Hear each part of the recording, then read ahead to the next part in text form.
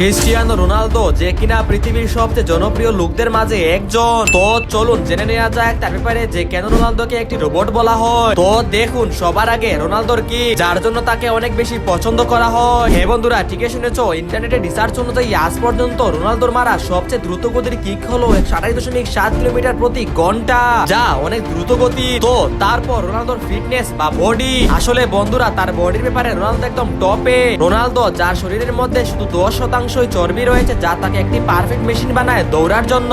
আজ পর্যন্ত রোনালদোর সবচেয়ে দ্রুত গতির দৌড় যা ছিল 32 কিলোমিটার প্রতি ঘন্টা। পরে রোনালদো একটি ম্যাচে প্রায় 10.5 কিলোমিটার দৌড়ে নেয়। তো সব শেষে রোনালদোর মারা লাফের রেকর্ড আজ পর্যন্ত কেউ ভাঙতে পারেনি, যার উচ্চতা হলো 2.93 মিটার। আর রোনালদো শক্তির আন্দাজ আপনি এভাবে আন্দাজ করতে পারবেন যে যখন মাটিতে লাফ দেয় তখন সে মাটিতে 5G ফোর্স ফেলে, যার চাপ 5টি চিতাবাঘের শক্তির সমান। তো সব শেষে রোনালদোর সিগনেচার মুভ যা যে কতটা ফেমাস তা তো আপনি জানেনই।